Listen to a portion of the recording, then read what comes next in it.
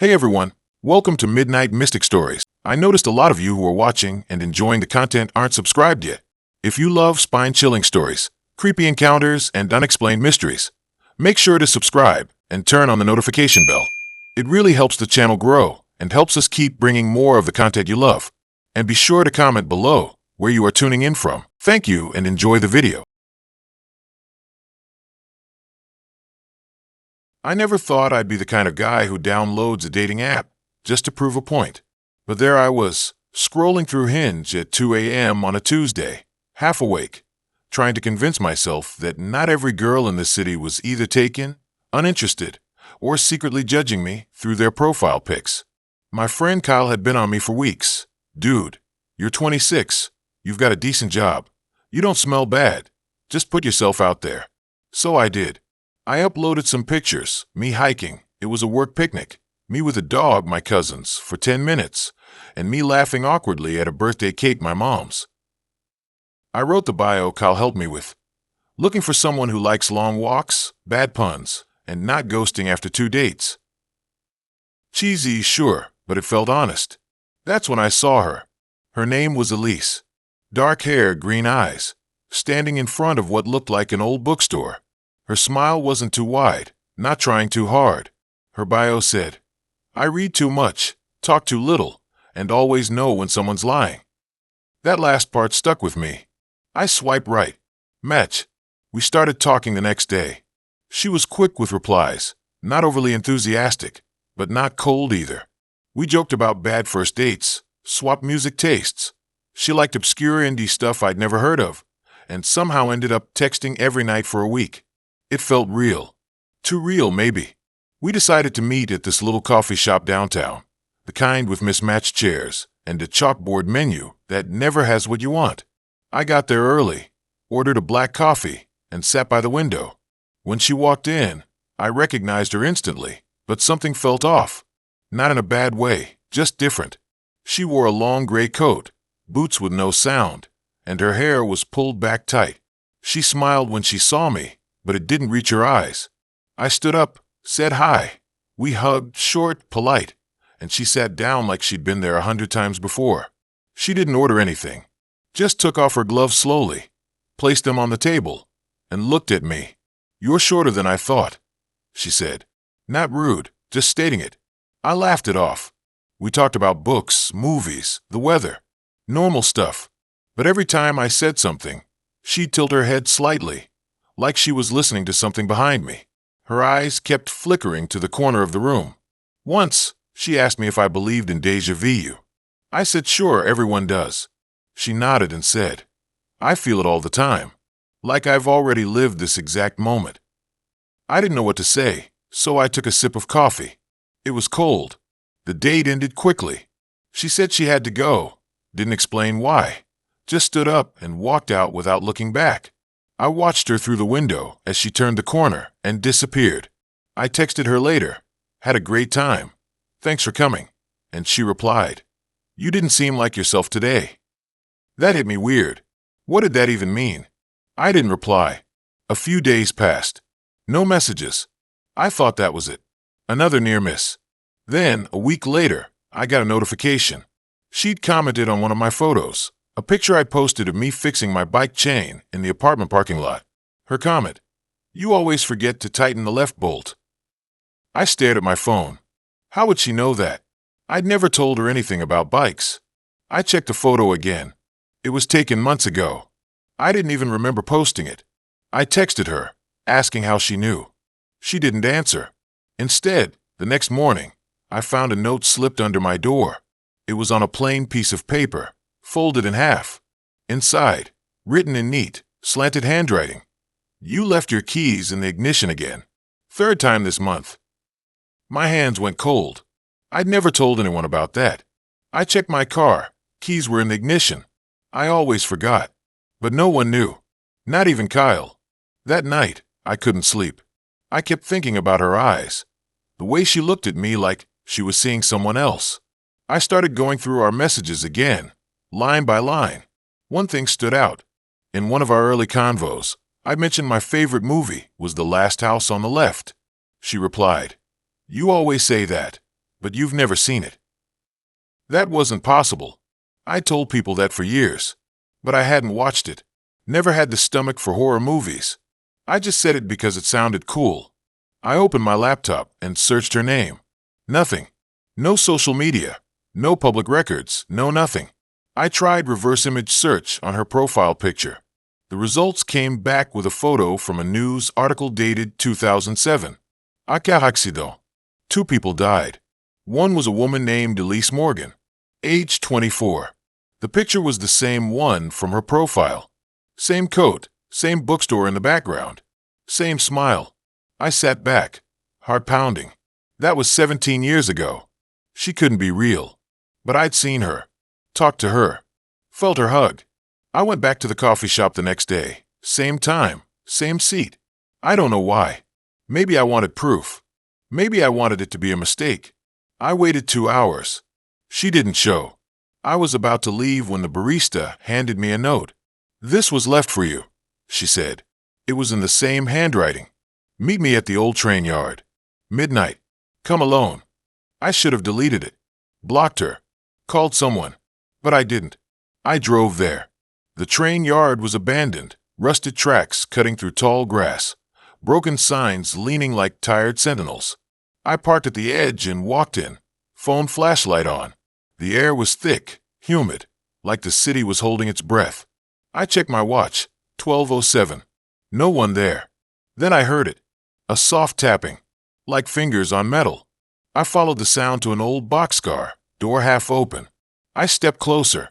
Inside, the beam from my phone caught something on the floor. A pair of gloves. Gray. The same one she wore. I picked one up. Cold. Not from the night. From something else. I shined the light around. On the wall, someone had written in what looked like charcoal, "You always come back." My breath caught. That's when I saw it. A photo taped to the wall. Me. Sleeping. Taken from inside my bedroom. The angle was from the closet. I dropped the phone. Backed out fast. Ran to my car. Drove home without looking back. I didn't leave my apartment for 3 days. Unplugged the doorbell. Covered the peephole. Changed my number. I thought it was over. Then yesterday, I got a package. No return address. Inside a small box. I opened it. A key. My car key. And a note. "You left this with me. Remember?" But I didn't. I never gave her my key. I called the cops. They came, took notes, said they'd look into it. But I could tell they didn't believe me. One of them asked if I'd been under stress, if I'd been drinking.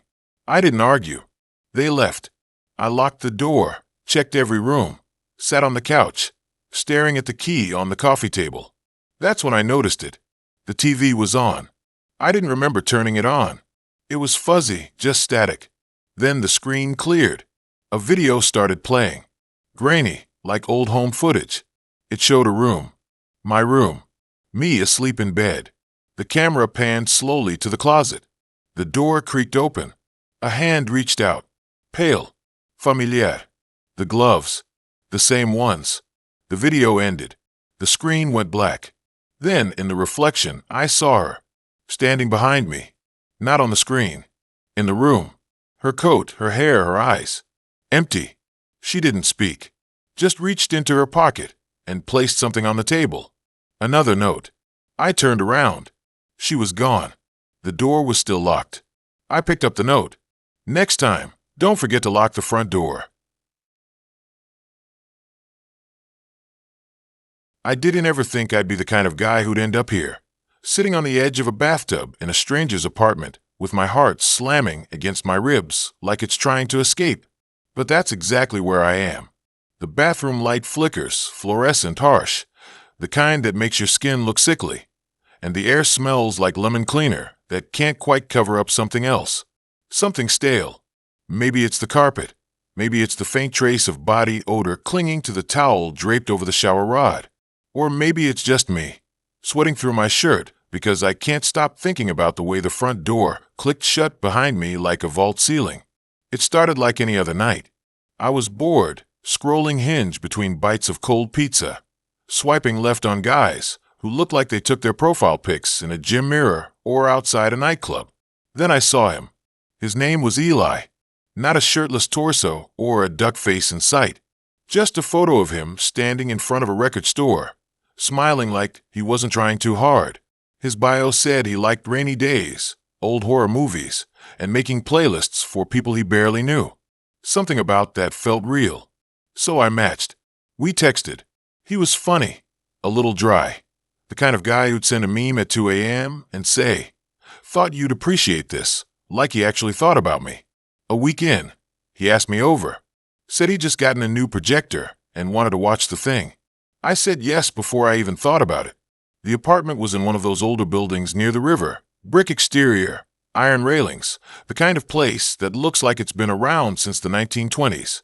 The hallway smelled like burnt toast and carpet cleaner, and the elevator made a groaning noise like it might give up halfway. I knocked, and Eli opened the door with a half smile, wearing gray sweatpants and a faded band tee. He looked exactly like his pictures, which was rare. We talked about music, poured cheap red wine into plastic cups, and he put on the movie. The projector cast a shaky blue glow across the wall, and the sound echoed a little too loudly in the small living room. That's when I noticed the first weird thing. There was a photo on the bookshelf behind the couch. A black and white picture of a man standing in front of the same record store from Eli's profile pic.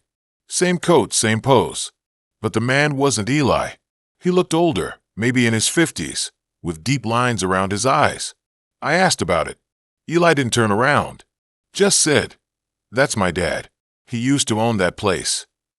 I nodded, but something in his voice didn't sit right. Flat, like he was reciting lines. Then, halfway through the movie, the power went out. Not just in the apartment, the whole building. The screen went black, and the hum of the fridge downstairs cut off. Eli didn't seem surprised. He lit a candle, the flame dancing across his face, and said the building loses power, sometimes during storms. But it wasn't storming. The sky outside was clear, stars sharp through the window. He went to the kitchen to grab more candles. I stayed on the couch, staring at the dark screen. That's when I heard it, a faint sound from down the hall. A creak, like someone stepping on an old floorboard. I figured it was Eli, but then it came again. Closer. Slow. Deliberate. I called out, "You okay?" No answer. Just silence, then the sound of something dragging across the carpet. I stood up, heart starting to kick up. The hallway was dark, but a sliver of light from the living room stretched across the floor. I took a step, then stopped. At the end of the hall, in the doorway of what I assumed was the bedroom, there was a shadow. Not just darkness. A shape. Tall. Still. I blinked, thinking it was my eyes adjusting, but it didn't move. Didn't breathe. Just stood there. Then it stepped forward. I backed up fast, knocking over a side table. The candle on it flickered, almost went out. Eli appeared in the kitchen doorway, holding 2 more candles. "What happened?" he asked calm. Too calm. I pointed down the hall. "There's someone in your bedroom." He looked, then frowned. "No, there isn't. That's just my closet. Door must have popped open." He walked past me, set the candles down, and went to the bedroom. I followed, staying close behind him. The room was empty. Bed made, dresser neat, closet door closed. He opened it. Coats, shoes, nothing else. "See," he said, "you're just jumpy. Horror movies do that." I laughed, but it came out shaky. He put a hand on my shoulder. "You want to leave?" I hesitated. I didn't want to seem weird. Plus, the power was still out, and it was late. I said I'd stay. He smiled, and we went back to the living room. But I couldn't relax. Every time I closed my eyes, I saw that shadow. And the photo. That wasn't Eli's dad. I'd looked up the record store earlier. Eli mentioned it was called Spin Cycle. I Googled it. Closed in 2003 after the owner, Daniel Reeves, disappeared. The only photo online was a news article with a picture of him. Same man from the shelf. Same coat. Same face. And Eli didn't look a thing like him. I didn't say anything. Just sat there, sipping warm wine, pretending to watch the movie on my phone. But I was watching Eli. The way he sat too still. The way he never blinked enough. The way his reflection in the dark TV screen didn't always match what his body was doing. Later, he offered me the couch. I said I'd take it. He went to the bathroom to brush his teeth. I grabbed my phone to text a friend, just in case, but there was no signal. Not even emergency. I checked the windows. All locked. The front door too. I felt trapped. Then I heard the bathroom door open. But it wasn't Eli who walked out. It was the man from the photo. Same face. Same eyes. Same coat, now worn over his shoulders like a cape. He looked at me, smiled, and said, "You figured it out, didn't you?" His voice was dry, like pages turning in an old book. I froze. Couldn't move. Couldn't scream. He stepped forward. Eli never existed. I made him. For the app. For the profiles. For the ones who come here. He tilted his head. "You're the 7th this year." I finally found my voice. "Why?" "Because I need them," he said. "Their faces. Their voices. Their presence. I can wear them for a while. Until they fade. Until I need a new one." I stood, backing toward the door. He didn't chase me. Just watched. "You can't leave," he said. "The building won't let you. It knows. It helps me." I grabbed the doorknob. Turned. Locked. I ran to the window. Tried to open it. Stuck. Screamed. No sound came out. Like the air itself was swallowing it. He walked slowly toward me. "Don't fight it. It's easier if you don't fight." I don't remember what happened next. Just flashes. The candle going out. The smell of lemon cleaner getting stronger. A hand on my face. Cold. Now I'm here. Sitting in the bathroom. Looking in the mirror. My face is fine. Same as always. But when I blink, for just a second, I see him. Daniel. Smiling behind my eyes. I stood up, washed my hands, walked back into the living room. Eli was there, smiling, holding 2 plastic cups. "You okay?" he asked. I nodded. "Yeah, just needed a minute." He handed me wine. "Movie's almost over." I sat down. The projector hummed back to life. The screen lit up. On it, a man screams as his body twists into something unrecognizable. I don't feel scared anymore. I don't feel much at all. But I do know one thing. Next time someone matches with Eli, I'll be the one opening the door. I never thought a dating app would be the last thing I opened on my phone. Not because I'm some loner who gave up on love or whatever, but because Hinge felt different. Everyone said it was for people who actually wanted relationships, not just hookups or ego boosts. So I downloaded it, swiped through 100 boring faces, and then I saw her. Her name was Claire. She had this soft brown hair that looked like it smelled like vanilla, and her smile wasn't too wide. Not fake, just real. Like she was actually happy in that photo. Sitting on a porch swing with a book in her lap and a golden retriever curled up at her feet. Something about her made me pause mid-scroll. I don't know why. Maybe it was the way the light hit her face, or how her eyes looked like they held a secret. I swiped right. Match. We started talking. Nothing wild. Just normal stuff. Favorite movies, worst jobs, whether pineapple belongs on pizza. It doesn't, by the way. She was funny in a quiet way, like she didn't try too hard. She lived about 20 minutes from me, worked part-time at a library, and loved thunderstorms. Said she'd sit by the window with tea and just watch the sky go dark. I told her I hated storms. Always have. The way the air gets thick before one hits. How the lights flicker like the house is breathing. She said maybe I just needed the right company during one. We planned to meet at this little coffee shop downtown, the kind with mismatched mugs and sad plants near the windows. I got there early, ordered a black coffee, and sat by the door. My leg bounced under the table. I don't get nervous, not really, but this felt different. Like I was waiting for something big, even though it was just a first date. When she walked in, I recognized her instantly, but not in the way I expected. She looked like her photos, sure, but there was something off. Not bad, just quiet. Like she wasn't fully there. She smiled when she saw me, but it didn't reach her eyes. Still, I stood up, said hi, pulled out her chair. We talked. It was okay. She asked about my job, listened when I talked about fixing cars, nodded in the right places. But every time I asked her something, she'd pause too long before answering, like she was pulling the words from somewhere deep. After an hour, she said she had to go. Her dog wasn't feeling well. I offered to walk her to her car. She hesitated, then said okay. We didn't talk much on the way. The parking lot was nearly empty. Just a few cars scattered under the flickering lights. Hers was this old Subaru, the kind with rust around the wheel wells. She unlocked it, turned to me, and said thanks. Then she paused, looked at me like she wanted to say something else. But she didn't. Just got in and drove off. I thought that was it. A weird first date, nothing more. But then she messaged me later that night. Said she had fun. Wanted to see me again. I agreed. We met up a few days later at a park. Same thing. She was polite, distant, answered questions like she was reading from a script. But the more time I spent with her, the more I noticed the little things. How she never touched her food. How she'd stare at people walking by like she was trying to remember their faces. How she flinched whenever a phone buzzed. Still, I kept seeing her. Maybe because I liked the idea of her more than the real thing. Or maybe because I started feeling like she needed me. Like she was stuck in her own head, and I was the only one who could pull her out. We went on 3 dates. Then 4. Then 5. Each one felt heavier than the last.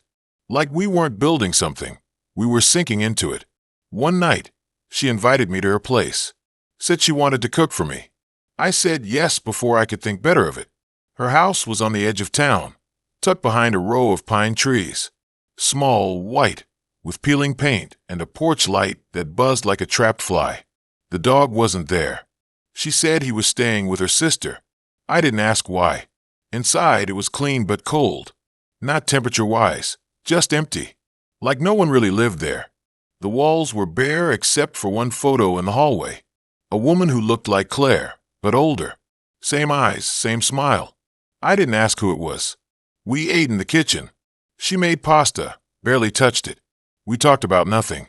Then, halfway through, she stopped, looked at me, really looked, and for the first time, her voice cracked. "You're not like the others," she said. I didn't know what she meant. Others? What others? But she didn't explain. Just stood up, took our plates, and said she was tired. I offered to leave, but she said no. Stayed. Just sit with me for a bit. So I did. We sat on the couch.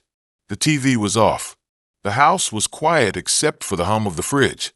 After a while, she leaned her head on my shoulder. I didn't move. Didn't know if I should. Then she whispered, "I think someone's watching me." My skin went tight. I looked around. Nothing. Just shadows in the corners. I told her it was probably nothing. Old houses make noise. Trees tap on windows. But she shook her head. "Not the house," she said. "Someone. Outside. Watching." I got up, walked to the front window, pulled the curtain back an inch. The yard was dark. The street lamp at the end of the drive flickered. Nothing moved. I told her I didn't see anything. She didn't respond. Just sat there, staring at the floor. I stayed the night. Slept on the couch. Woke up to her standing in the hallway, watching me. Not smiling. Not frowning. Just there. I said good morning. She nodded, turned, and walked back to her room. That was 3 weeks ago. We've been together every day since. Not dating. Not really. More like coexisting. She doesn't go out. Doesn't answer her phone. Says she's waiting. For what, she won't say. I've started sleeping in her bed. Not because we're like that, but because she cries if I'm not there. Says she hears things. Footsteps. Whispers. A voice calling her name. Last night, I woke up at 2:17 a.m. The clock glowed red. Claire wasn't in bed. I found her in the bathroom, sitting on the floor, back against the tub. The mirror was covered in handprints. Not dirty, just pressed into the glass, like someone had been touching it over and over. She looked up at me and said I saw her. "Who?" I asked. "The woman from the photo," she said. "My mom. She's been trying to come back." I didn't know what to say. I sat next to her, held her hand. It was ice cold. She started talking. Not to me, really. More to the air. Said her mom died 2 years ago. Car accident. But she never left. Not really. She started showing up in reflections. Then in dreams. Then in the house. Said she'd hear her humming in the kitchen, see her shadow in the hallway. Said she knew it wasn't real, but it felt real. And then she said the thing that made my blood stop. She said, "I think I'm becoming her." I didn't sleep after that. Just sat in the living room, staring at the front door. The house felt heavier, like the walls were breathing. Around 4 a.m., I heard it. A knock. Soft. 3 taps. I froze. Looked at the door. No one there when I checked. But on the porch, there was a single Polaroid. Face down. I picked it up. Turned it over. It was a photo of me, sleeping on the couch, taken from inside the house. I didn't tell Claire. Just tucked in my pocket. The next day, I went through her phone when she was in the shower.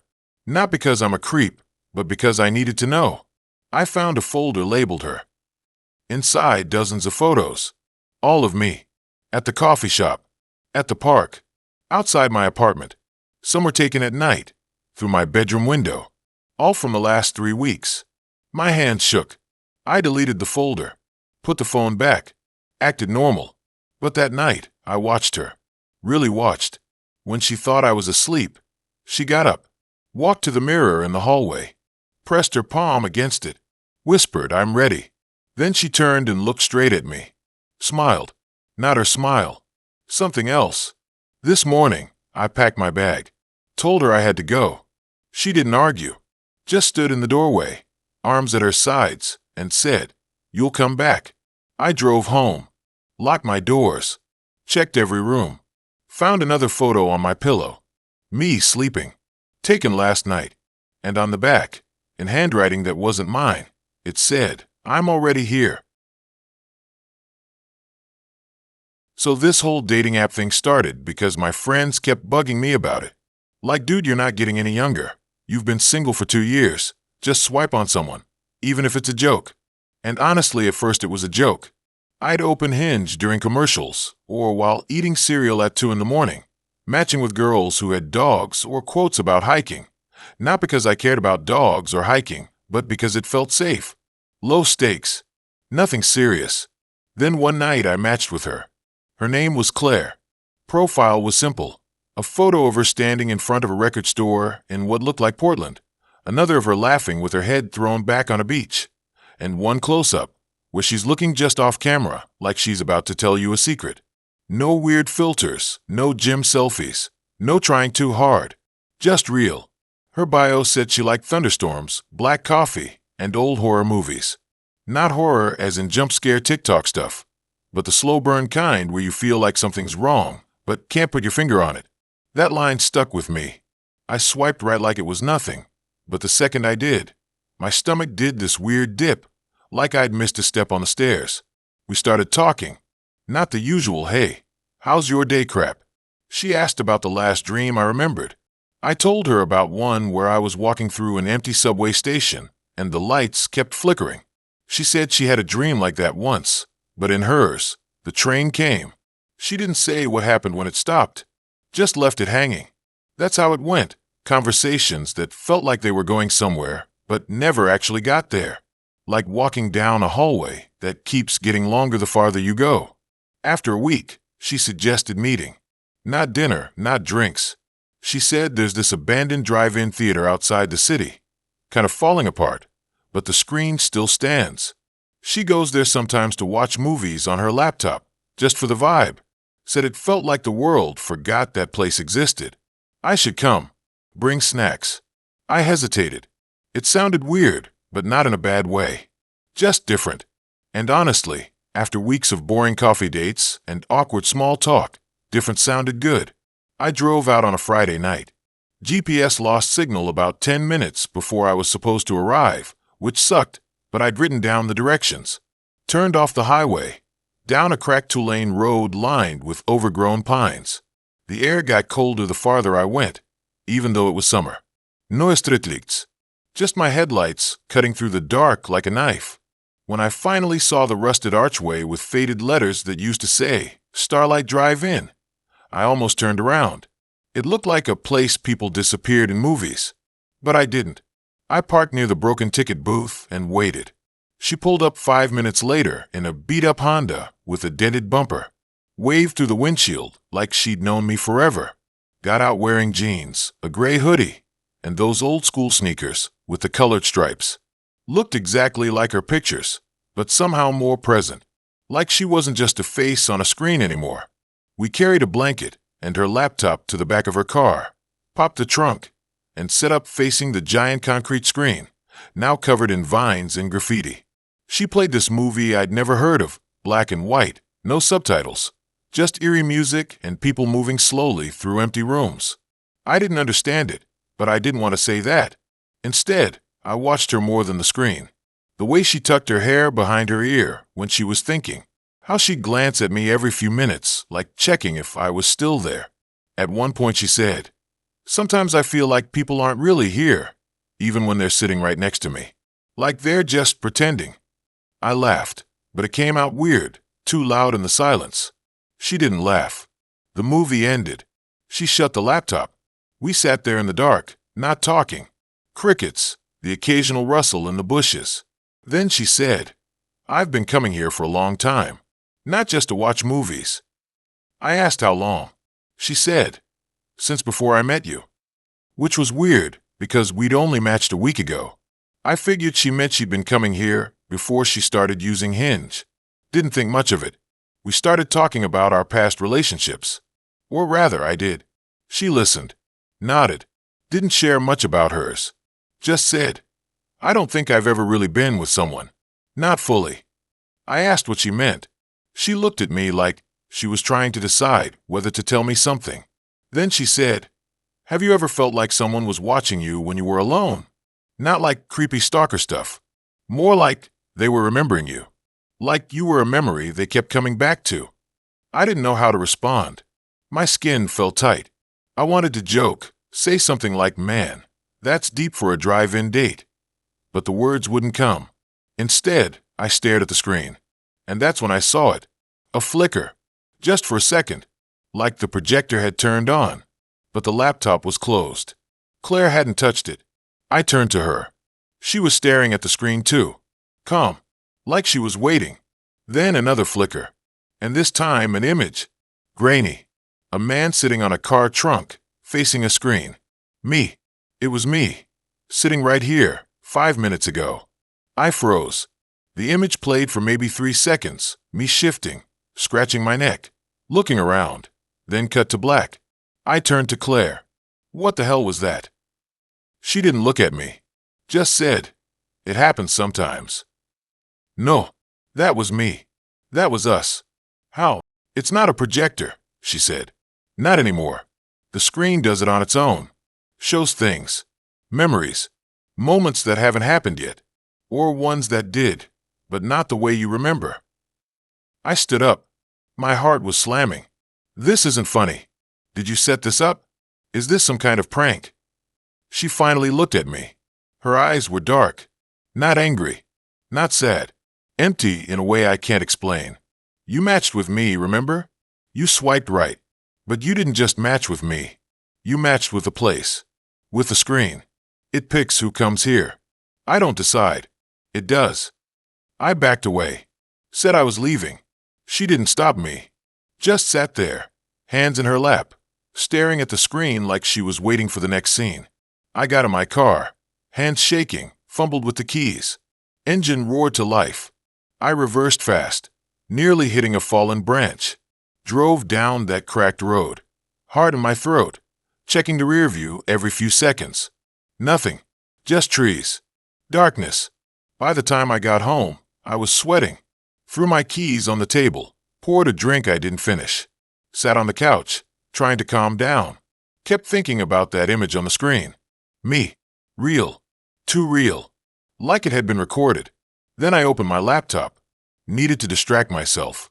Checked Hinge. My matches were gone. All of them. Even Claire. Searched her name. No profile. Nothing. Like she'd never existed. I thought maybe I'd imagined it. Maybe I'd been tired, stressed, whatever. But the next night, I drove past the drive-in again. Just to prove to myself it was real. Parked at the edge of the road. Looked at the screen. It was on. The image was black and white. Me, sitting on the trunk of my car, 2 days ago. Looking nervous, glancing at Claire. Exactly what I'd seen before. But this time, it didn't stop. It kept going. I watched myself turn to her, say something I couldn't hear. Watched her respond. Watched me laugh. A laugh I didn't remember making. Then the camera, if you could call it that, zoomed in on my face and kept going. Closer, closer, until it wasn't me anymore. It was her. Same face, same eyes, same smile. But it was Claire wearing my skin. And she was looking right at the camera. Right at me. The screen went dark. I left. Didn't go back. Deleted the app. Told no one. Not because I was scared. Not exactly.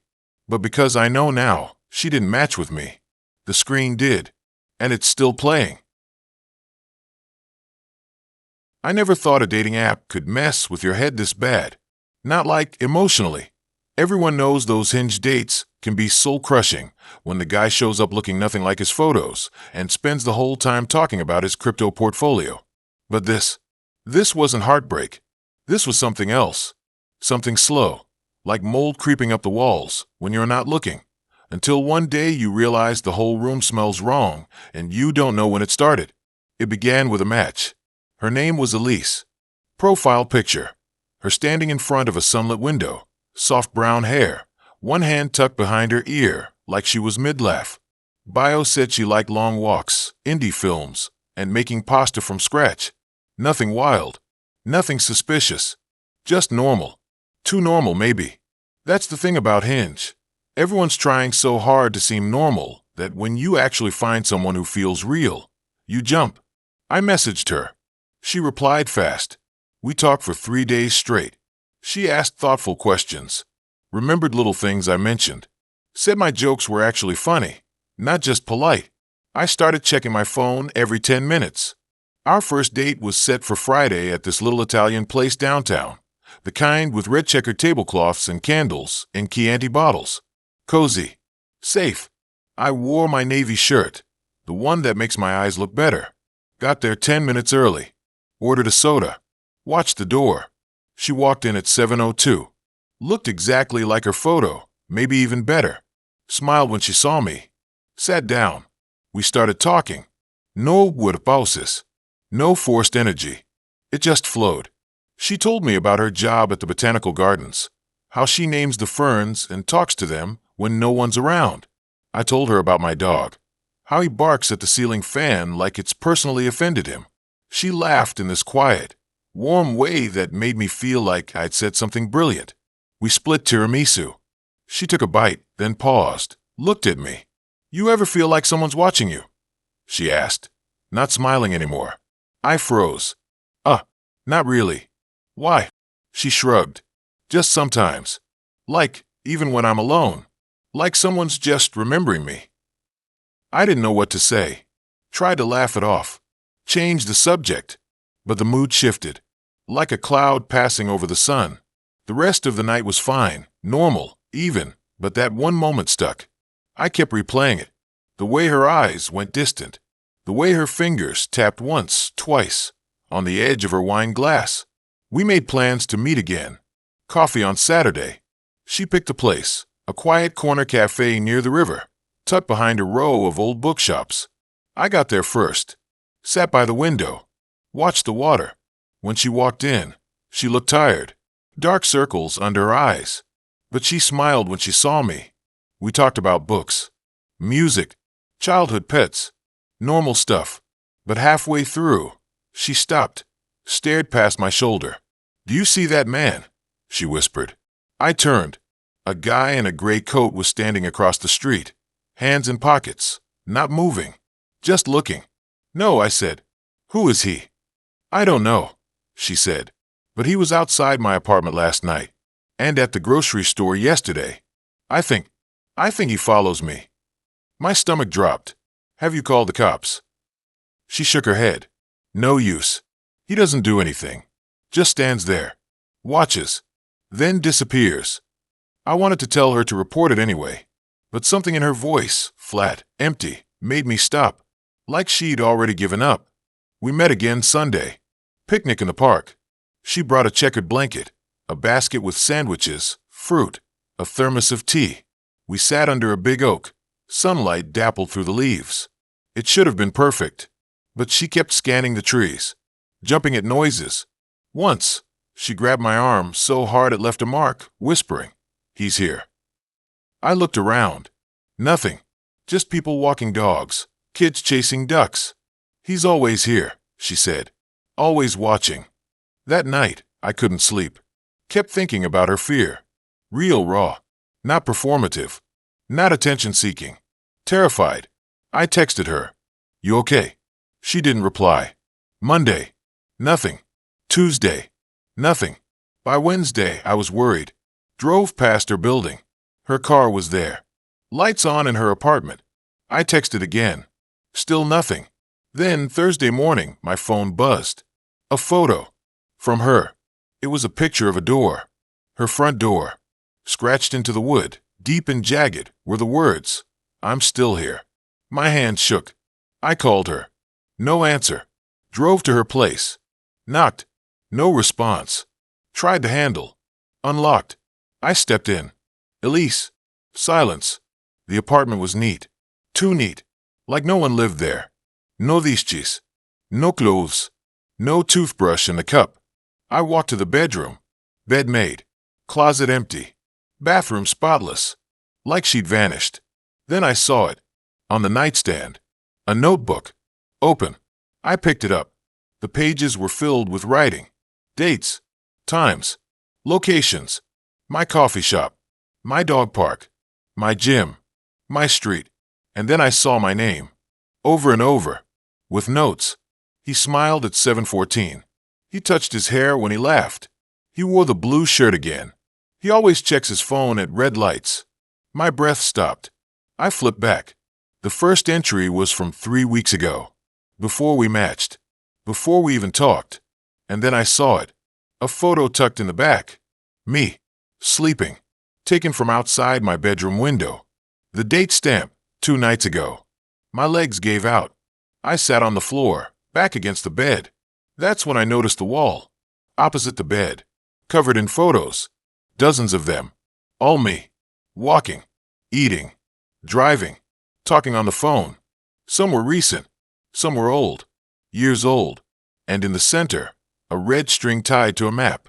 A pin right on my apartment. My hands were numb. My chest tight. I scrambled up, ran to the door. And that's when I heard it. A soft click. From the closet. I froze. The closet door creaked open. And she stepped out. Elise. But not the Elise I knew. Her hair was matted. Her eyes wide, unblinking. She wore the same dress from our first date. But it was dirty. Torn at the hem. In her hand, a small knife. Not pointed at me. Just held. She smiled. "You came," she said, voice quiet, almost sweet. "I knew you would." I backed up. "What the hell is this?" "You don't get it, do you?" she said, stepping forward. "I've been watching you for months. I know when you wake up. I know what you eat. I know how you cry when you think no one's watching." My throat closed. "You think I'm the crazy one," she said. "But you matched with me. You smiled at me. You held my hand. You made me think maybe this time." She took another step. "But you're just like the others. You only see what I let you see. You never see me." I turned, yanked the front door open, ran. Down the stairs. Out the building. To my car. Locked the doors. Drove. Didn't stop until I was home. I checked every window. Every closet. Every shadow. Nothing. But I couldn't sleep. The next morning, I called the police. Told them everything. They went to her apartment. Found the photos. The notes. The map.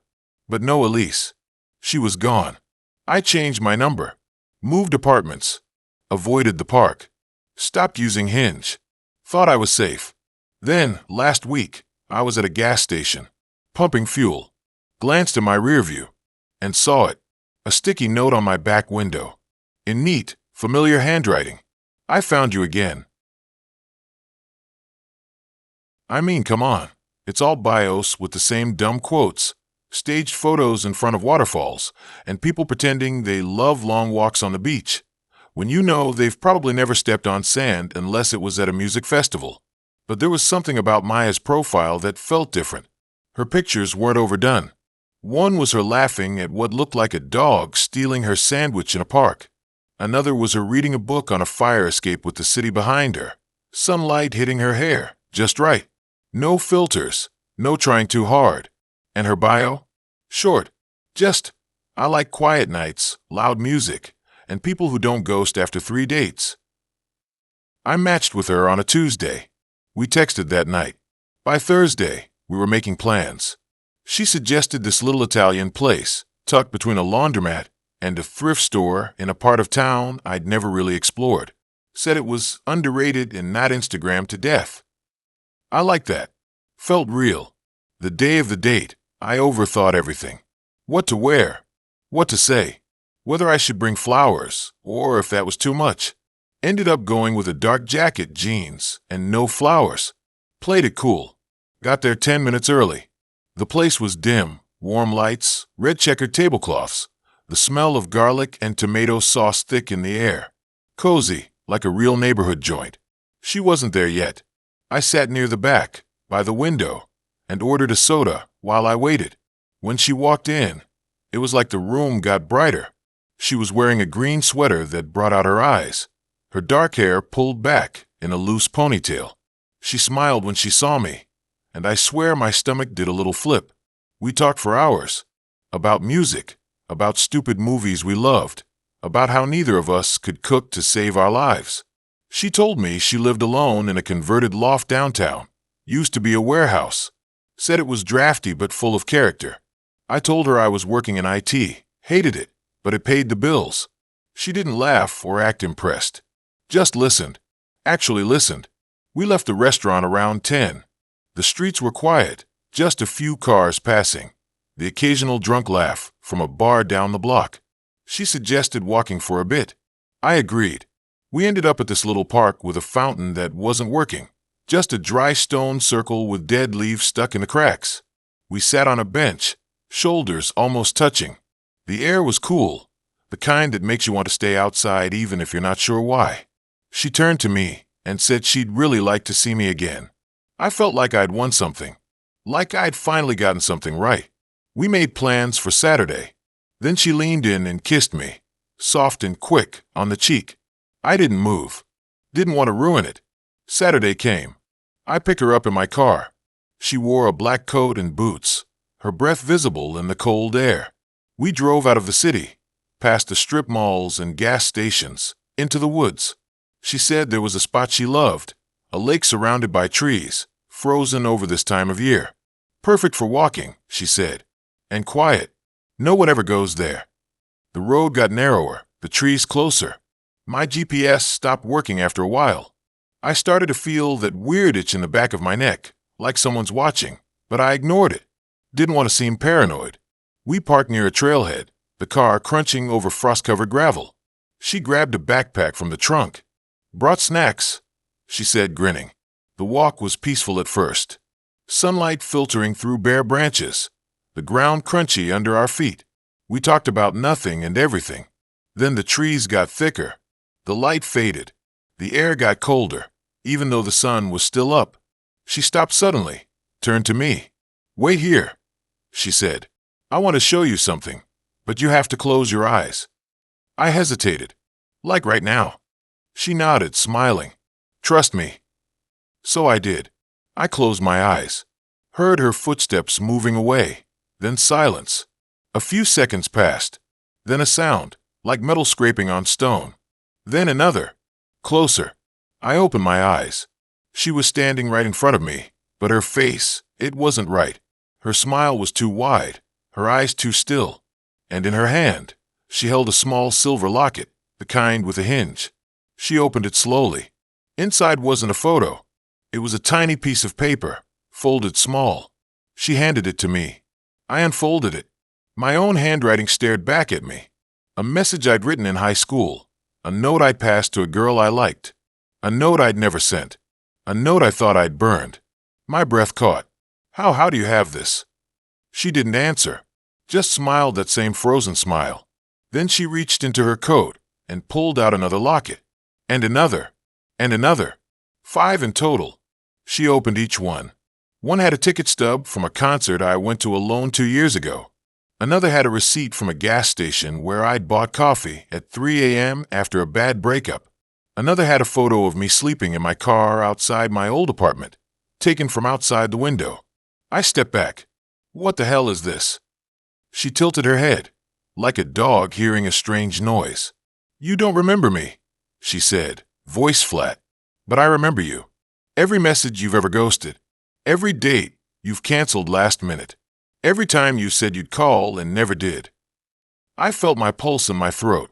I don't know what you're talking about. You don't, she said. But I do. I've been watching. Not just you. All of them. The ones who leave people hanging. The ones who play games. I collect their moments. Their secrets. Their regrets. I turned and ran. Didn't look back. Branches slapped my face. Roots tried to trip me. But I didn't stop. I reached the car, fumbled with the keys, got in, slammed the door, started the engine. I looked in the rearview mirror as I backed up. She was standing at the edge of the trees, watching. Not running. Not screaming. Just standing there, holding the lockets, one in each hand. I drove home, locked the doors, checked the windows, told myself it was a prank, a weird coincidence. Maybe she'd hacked my old email or something. But deep down, I knew it wasn't possible. Not the note, not the photo, not the timing.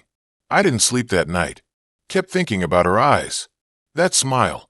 The way she said my name like she'd been saying it in her head for years. The next morning, my phone buzzed. A new message on Hinge. From Maya.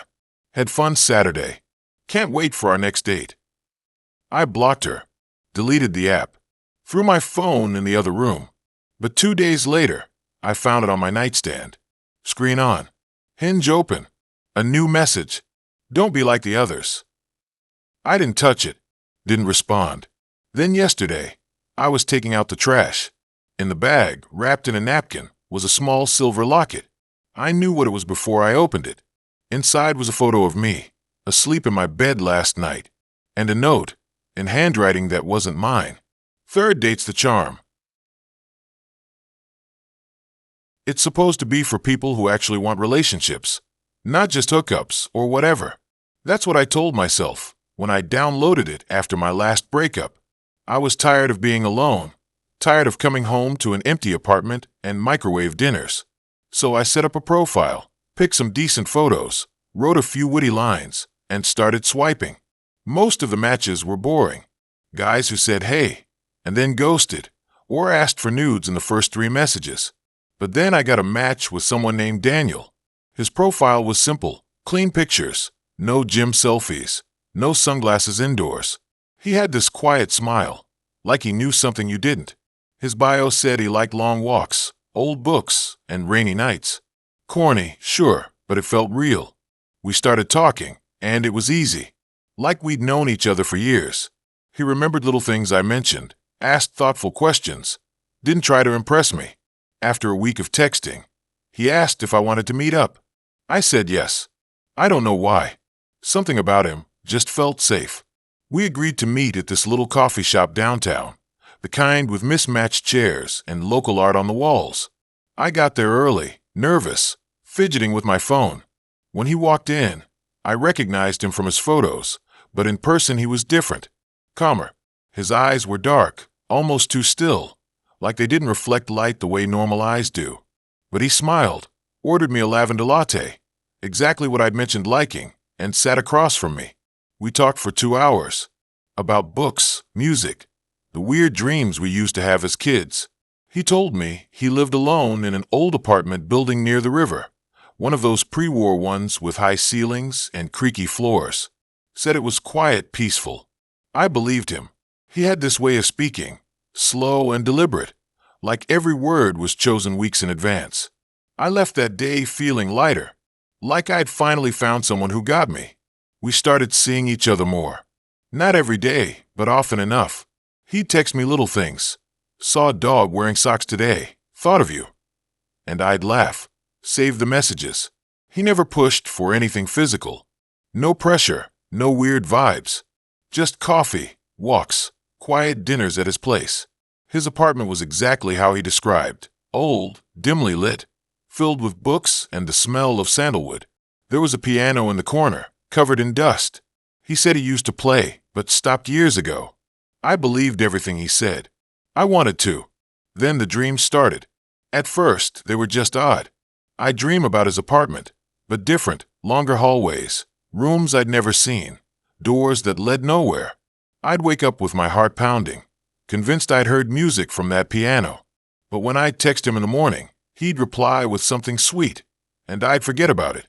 Until one night, I dreamed I was standing in his bedroom. He was asleep, but I wasn't. I walked to his closet, opened it, and found a shelf full of notebooks. I picked one up. The pages were filled with handwriting, my thoughts, word for word, things I'd never told anyone. My fear of drowning, the time I stole a pack of gum when I was 10, how I cried for 3 days after my dog died. I woke up gasping, drenched in sweat. I didn't tell him. I couldn't. But the dreams kept coming. Every night, I'd end up in his apartment, exploring rooms that didn't exist. I'd find more notebooks, each one filled with my secrets, my fears, things I'd only whispered to myself in the dark. And always, in the background, the faint sound of piano music. Slow, mournful, like someone playing with one hand, missing the notes on purpose. I started noticing things when I was awake. Little things, like how he never answered when I asked about his family, or how his phone never rang, never buzzed, how he always seemed to know what I was thinking before I said it. Once, I mentioned I was craving cherry pie, and when we met the next day, he had a slice waiting. I asked how he knew. He just smiled and said, "Lucky guess." Then came the night I decided to stay over. It was raining, heavy, the kind that turned streets into mirrors. He offered to let me crash on the couch. I said yes. He gave me an old t-shirt to sleep in, one that smelled like him, sandalwood and something else, something sharp, like metal. I lay there, listening to the rain, trying to ignore the piano music I could almost hear. Then I saw it, a flicker in the hallway, a shadow moving past the bathroom door. I sat up. The apartment was dark, but I could see the outline of someone standing at the end of the hall. I called out. No answer. I grabbed my phone, turned on the flashlight. The hallway was empty, but the closet door in his bedroom was open. I got up, walked quietly, peeked inside. The shelf was there.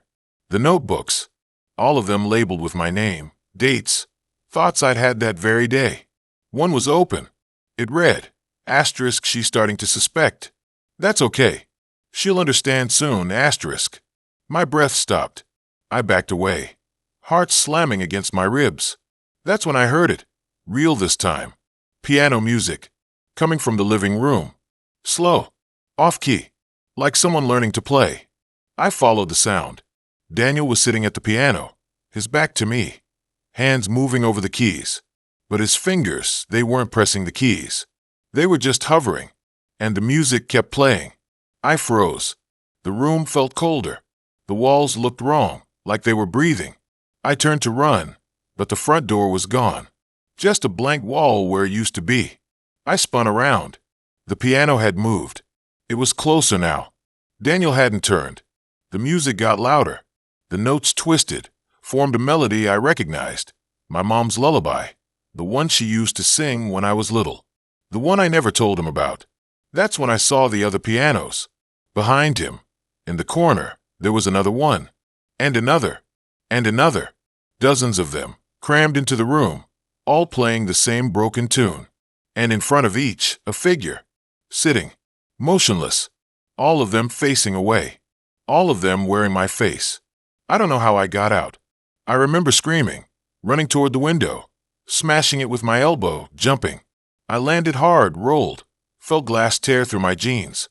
I ran until my lungs burned, until the city lights blurred into streaks. I didn't stop until I was home, locked in my bathroom, sobbing into a towel. I deleted Hinge the next day, changed my number, avoided the coffee shop, tried to pretend it never happened. But sometimes, late at night, I hear it, faint, through the walls. Piano music, slow, mournful, and when I press my ear to the wall, I swear I can hear pages turning. So I matched with her on Hinge. Not like a super hot match where you panic because you're convinced she's out of your league and probably a model who moonlights as a marine biologist or whatever. No, it was one of those slow burns. We had the same taste in movies, specifically the kind of weird, artsy horror flicks that leave you staring at the ceiling at 3 a.m. wondering if reality is just a glitch. She liked hiking.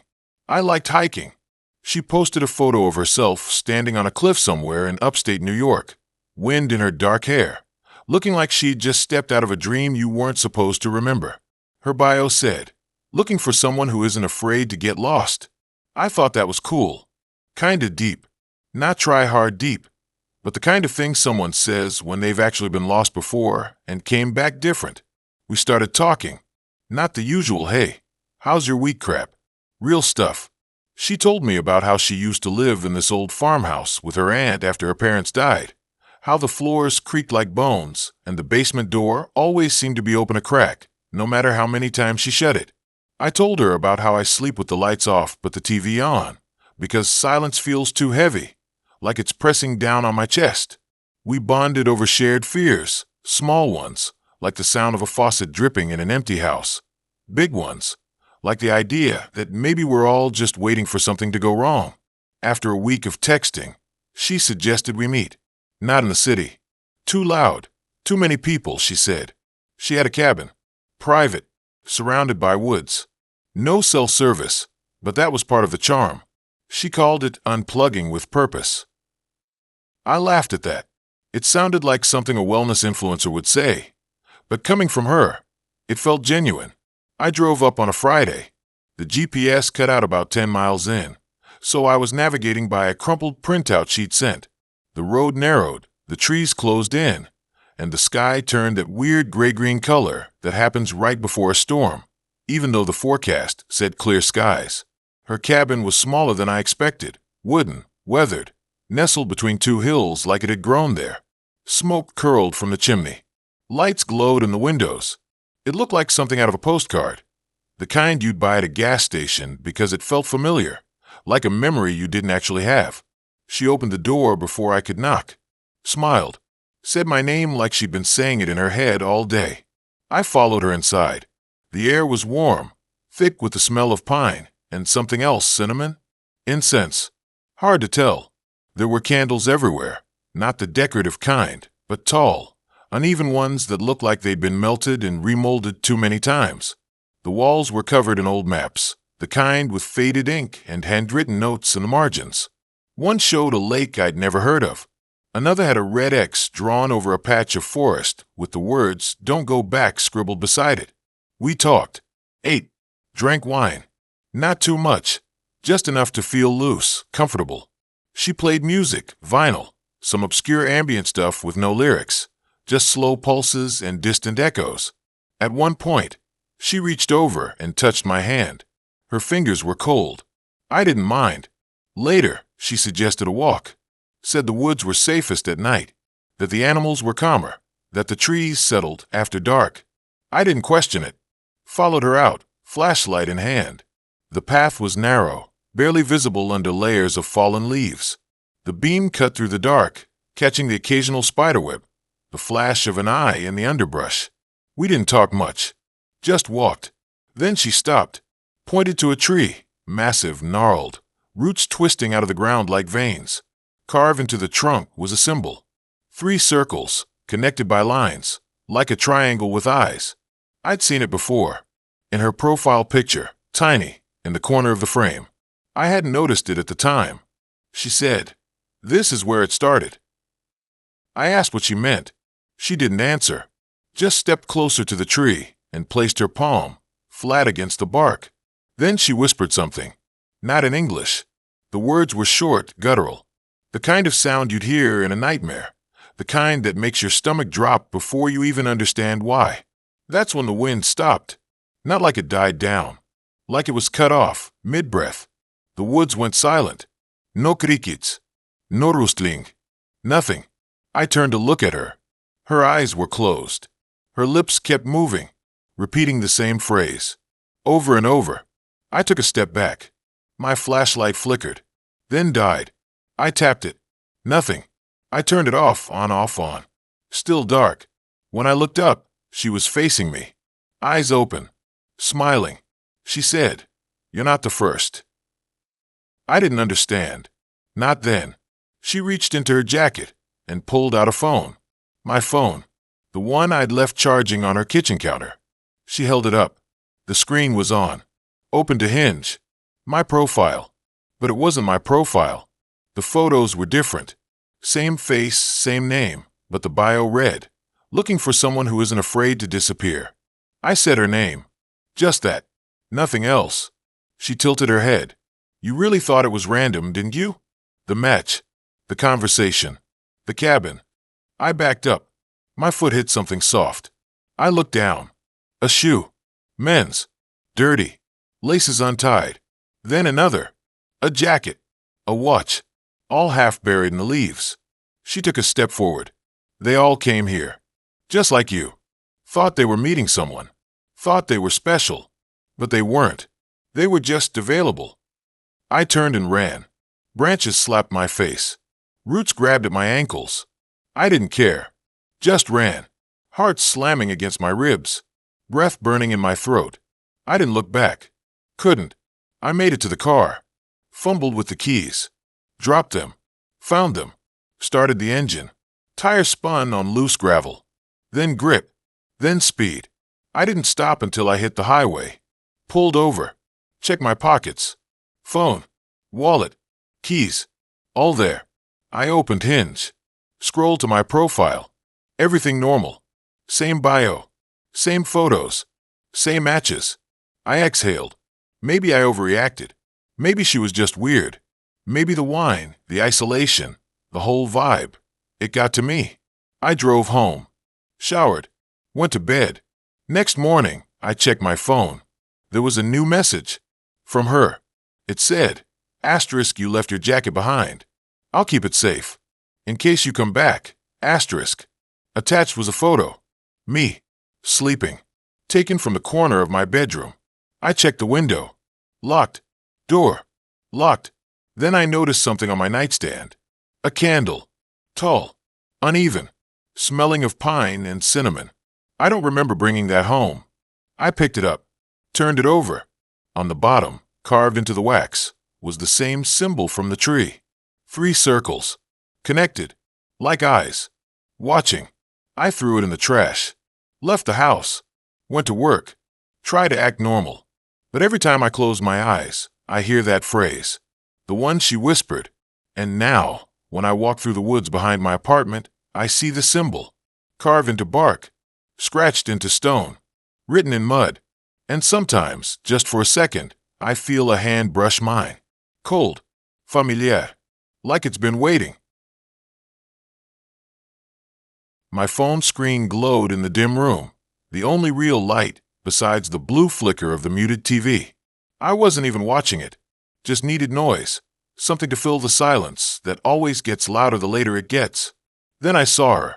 Her name was Lila. She had this dark hair that fell just past her shoulders, eyes that looked like they'd seen too much, but still smiled anyway.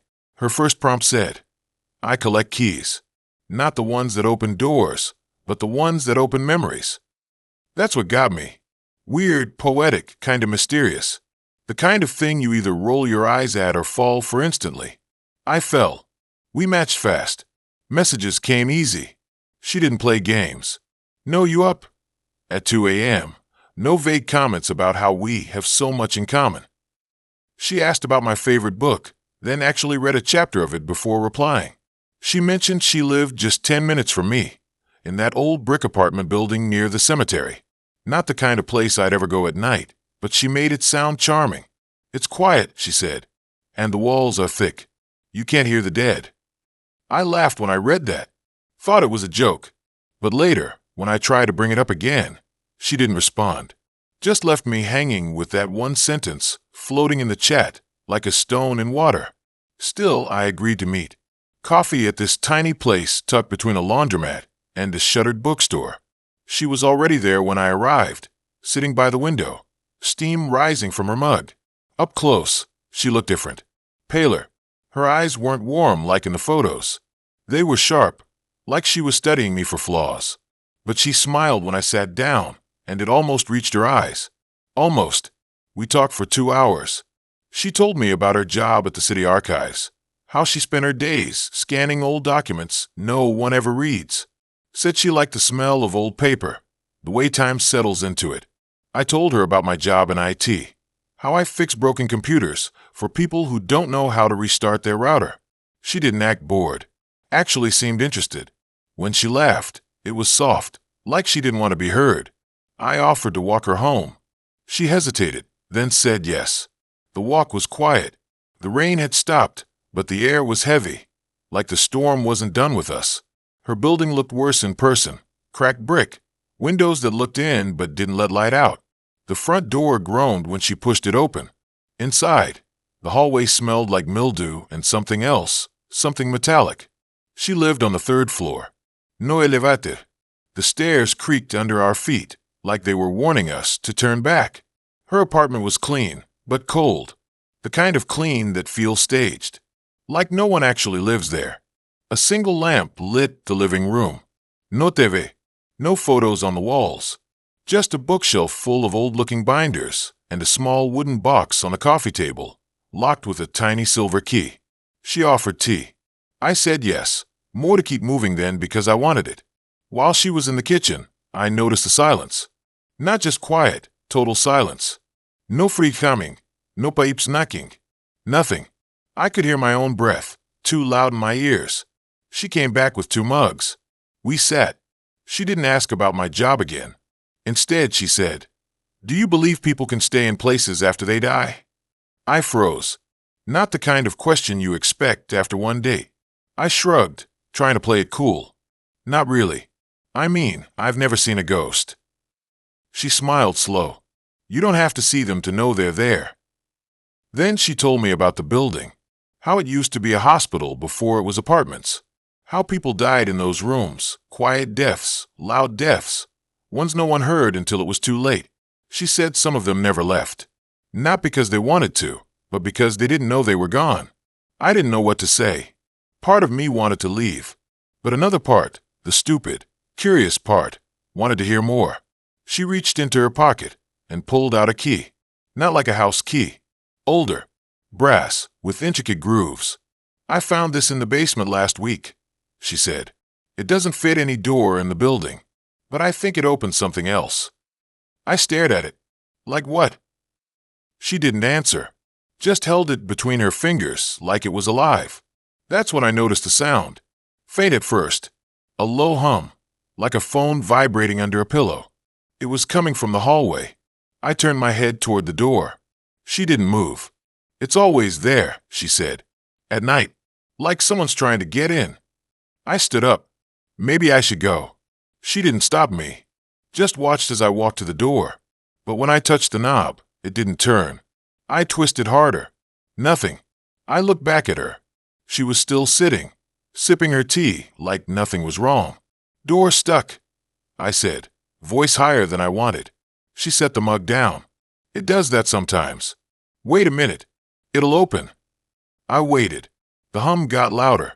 Now it wasn't just a buzz. It was a voice. Muffled, like it was coming from behind a wall. A man's voice, whispering something I couldn't make out. I turned to her. What is that? She tilted her head, like she was listening. He's been trying to talk to me for weeks. I think he wants the key. My skin felt tight. Who? The man who died in this apartment. Room 314. That's what the documents said. He was a night watchman. They found him in the basement. Heart attack, they said. But I don't think so. The voice grew clearer. Let me in. I backed up until I hit the wall. Open the door. Now. She didn't move. He can't come in unless someone lets him. That's how it works. I looked at the key in her hand. You're not going to give it to him, are you? She smiled again. Not kind this time. No, I'm not. Then she stood, walked to the bookshelf, and placed the key inside one of the binders. Closed it like she was sealing a coffin. The voice screamed. I flinched so hard I nearly fell. The sound wasn't just loud. It felt physical, like a punch to the chest.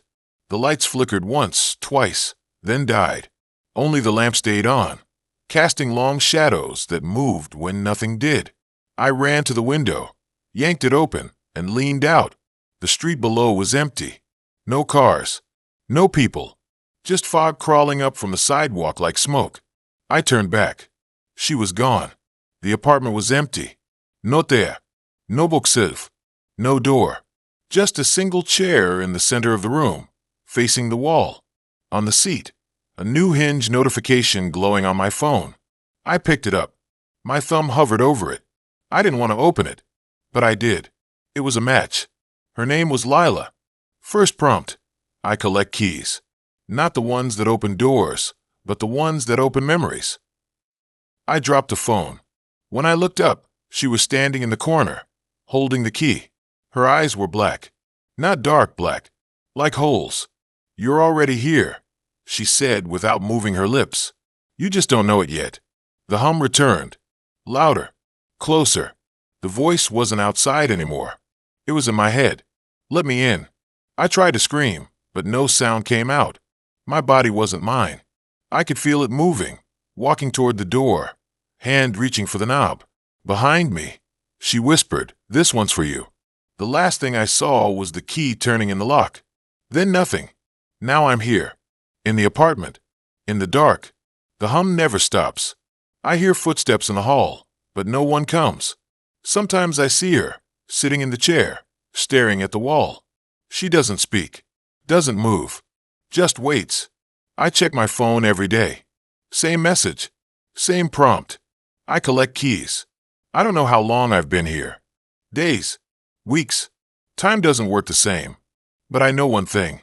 The door still doesn't open, and I can't stop myself from swiping right.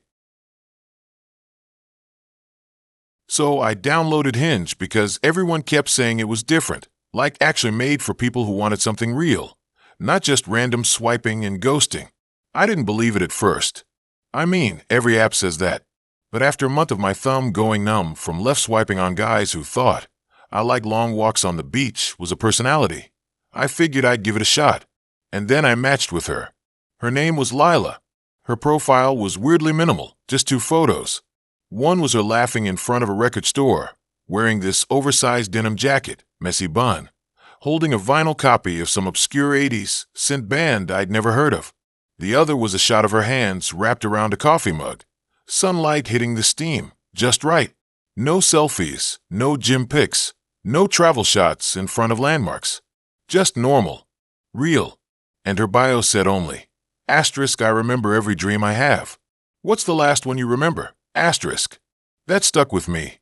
I stared at it for like 10 minutes before typing back.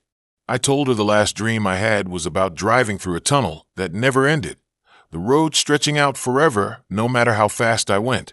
She replied fast, *, that's not a dream. That's a warning, *. I laughed, but not fully. There was something in the way she said it, like she wasn't joking, but wasn't being serious either. Just certain. We started talking every day. Not constant, not obsessive, but steady. She asked questions no one ever asked, like what color I thought silence was, or if I ever felt like certain rooms in a house remembered the people who lived there. I told her I did, especially old apartments. She said, *, then you'd hate my place. It remembers everything, *.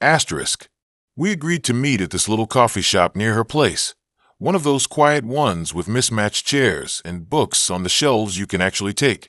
I got there early, ordered a black coffee, and sat by the window. Rain had started falling, slow at first, then heavier, turning the sidewalk into a mirror. I checked my phone, no new messages. I looked up, and there she was, standing across the street, not undercover, just in the rain, staring right at me. She didn't move, didn't wave, just stood there soaked, eyes locked on mine. I waved. She didn't wave back. Then she turned and walked away. I sat there for another 20 minutes, wondering if I had imagined it. Maybe it wasn't her, but it was. Same denim jacket, same messy bun. I texted, "Hey, did you come by?" She replied instantly, *, I'm running late. Be there in 5. *, I look back out. The street was empty. I waited another hour. No show. No explanation. Just silence. I left, annoyed but not crushed. Figured she ghosted me. Classic. But then 2 days later, she messaged, asterisk, I'm sorry. I got confused. Let's try again, asterisk, she suggested meeting at her place instead. Said she didn't like public spots. Too many people, too much noise. I hesitated. Meeting at someone's house on the second contact. That's not normal. But there was something about her. The way she wrote, the way she thought, like she saw the world through a different lens. I said yes. She lived in one of those old brick buildings off Monroe, the kind that look like they've been there since the 1920s, with iron railings and windows that don't quite close all the way. I rang the buzzer. She answered with a soft come-up, 3rd floor, door open. Her voice was quiet, almost like she was whispering into the speaker. The hallway smelled like dust and old wood. The stairs creaked under my shoes. 3rd floor. The door was slightly ajar. I pushed it open. Her apartment was dim, heavy curtains drawn, only a single lamp on in the corner, casting long shadows. It was neat, but not clean, like things were in place, but not recently touched. Books stacked too perfectly. Mugs lined up in the sink, dry, no rings. A record was spinning on a turntable, but no music came out, just the soft scratch of the needle. Lila stood in the kitchen, back to me, wearing the same denim jacket. Hey, I said. She didn't turn. You okay? She turned slowly. Her face was pale, eyes wide but not scared, more like focused. You made it, she said. I wasn't sure you would. We sat on the couch. She offered tea. I said no thanks. The silence between us wasn't awkward. It was heavy, like the air itself was listening. Then she said, Do you ever feel like someone's watching you when you're alone? I laughed, but it came out wrong. Yes, sometimes, especially in old buildings like this. She nodded. It's not paranoia. It's memory. Places hold on to things. People too. I didn't know what to say, so I asked about the silent record. She looked at me like I'd asked something obvious. It's not silent. You just can't hear it yet. That made no sense, but I let it go. We talked for a while, about dreams, about cities, about the way light changes in the hour before sunset. She spoke slowly, deliberately, like each word had weight. And then she said, I have something to show you. She got up and walked down a narrow hallway. I followed. The walls were covered in Polaroids, all of them faded, all of them showing the same woman, Lila, but in different clothes, different haircuts, different years. One looked like it was from the 90s, another from the early 2000s, but her face, it was the same. No ajín, no change. I stopped walking. What the hell? She turned. I told you. I remember every dream, and I've been dreaming this same life for a long time. I backed up. This isn't funny. She stepped toward me. I'm not joking. Every time someone comes here, it resets. The dream ends, and I wake up. But I always remember, and I always start over. I turned and walked fast toward the front door. It was locked. No knob, just a flat surface where the handle should be. I don't want to scare you, she said, still calm. But you were the one who answered the dream question. You're the one who felt the tunnel.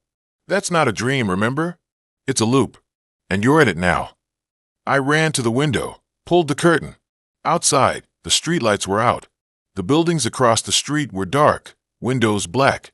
No cars, no people, just rain falling on empty pavement. My phone. I pulled it out.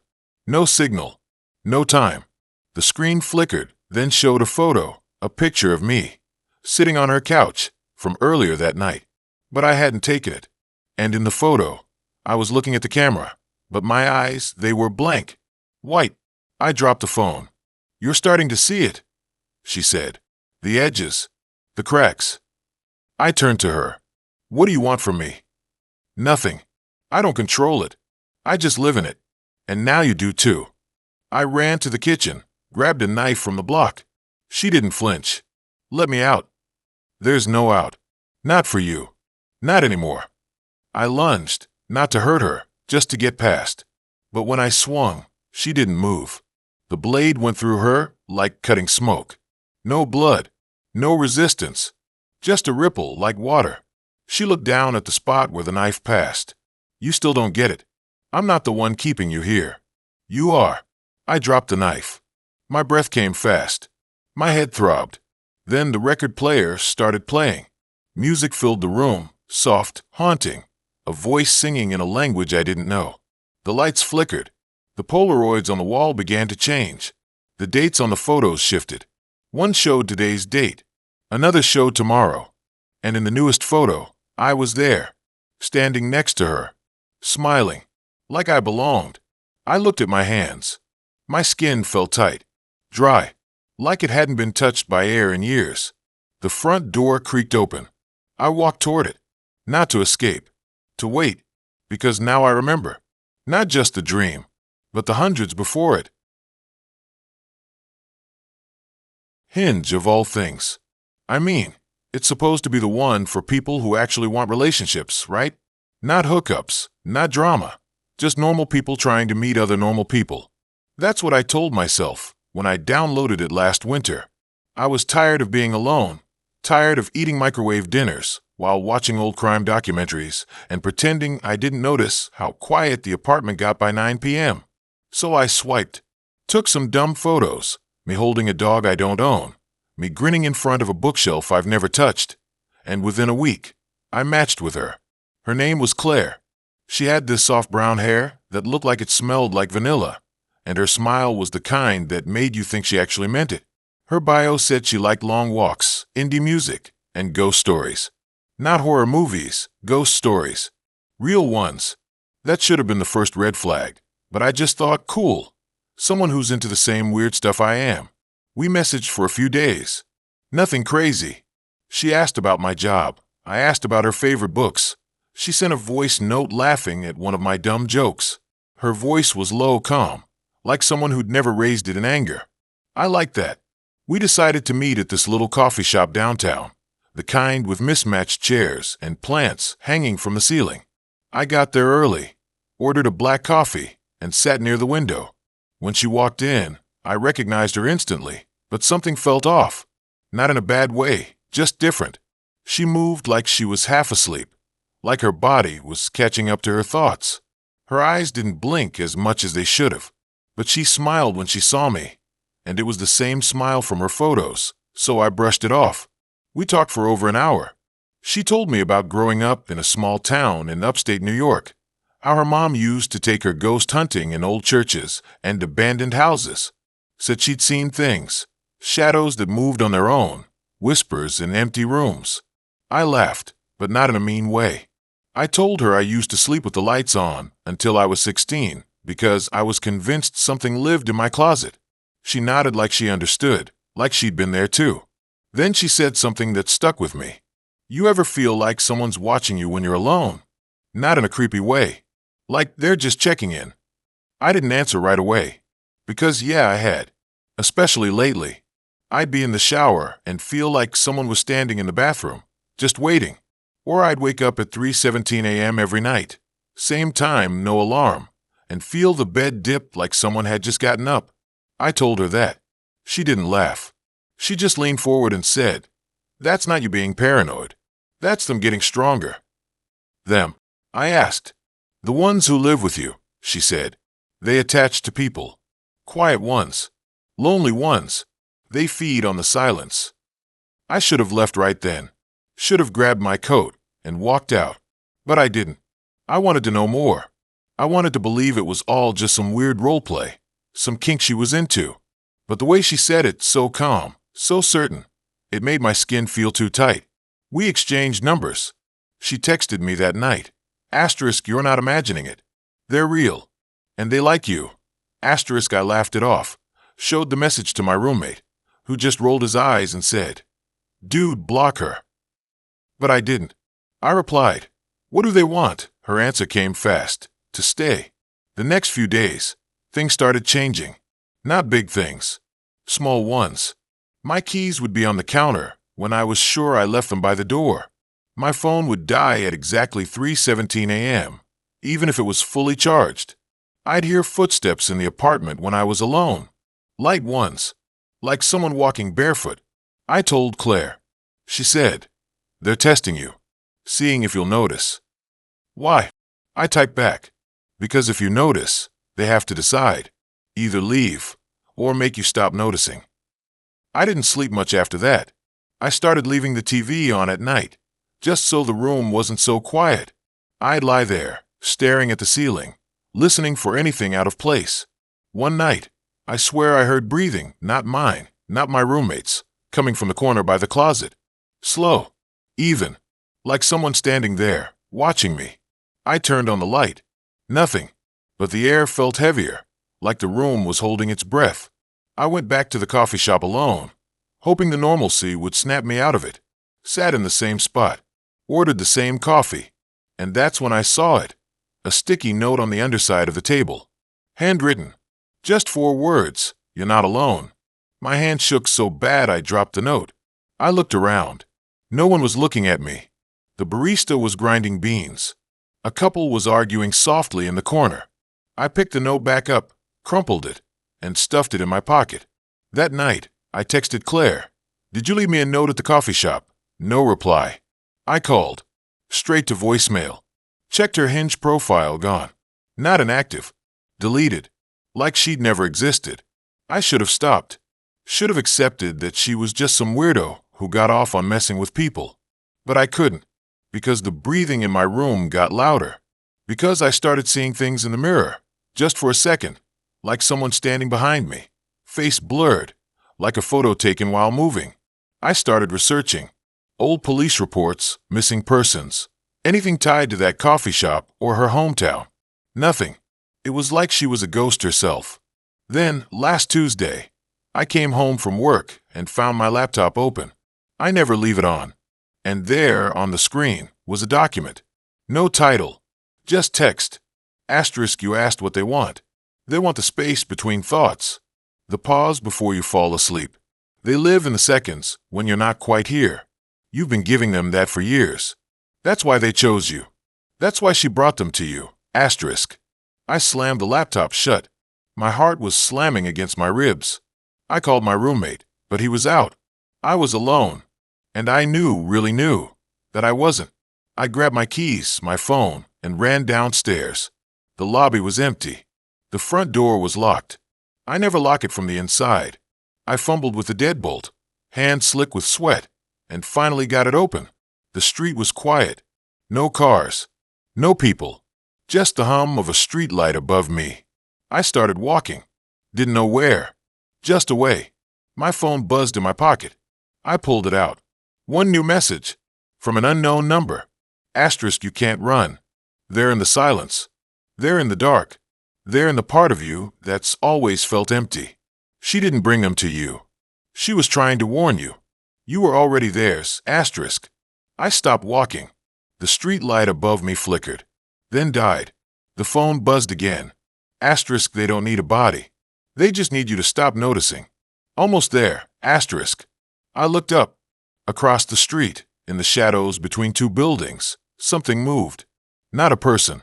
Not an animal. Just a shape, tall, thin, standing too still. And then it wasn't there. My phone buzzed a 3rd time. Same number. Asterisk, they're not behind you. They're in front of you. They're what you see when you close your eyes. Asterisk. I dropped the phone. Backed up. Turned to run. And that's when I felt it. The dip in the air.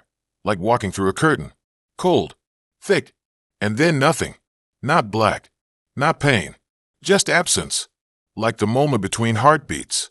When I opened my eyes, I was back in my apartment. Standing in the kitchen.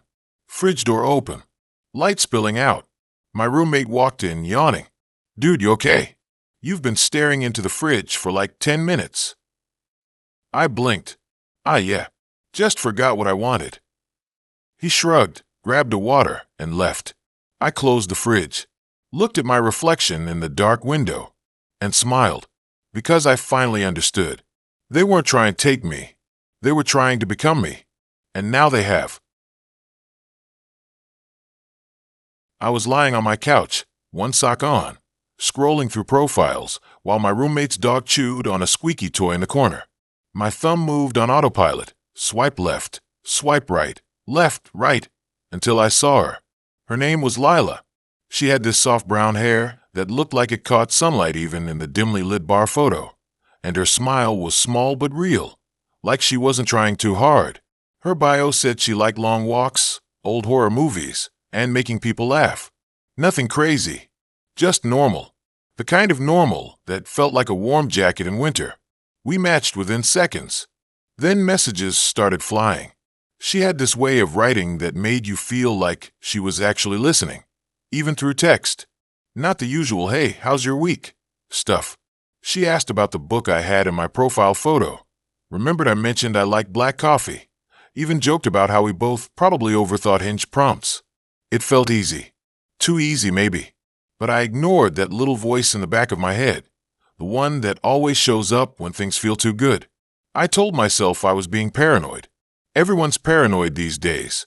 Our first date was at this little vegan cafe downtown. She showed up wearing a green jacket and carrying a tote bag with a cat painted on it. We talked for 3 hours.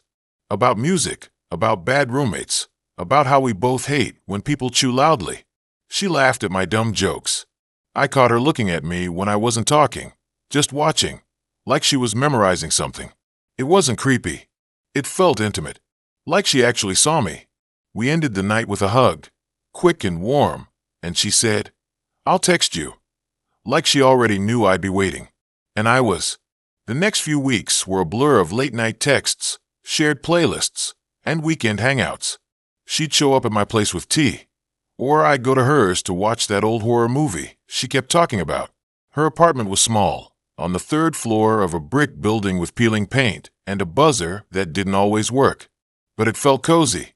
Dim lighting, shelves full of paperbacks, a record player in the corner that always seemed to be playing something slow and melancholic. I liked being there. I liked being with her.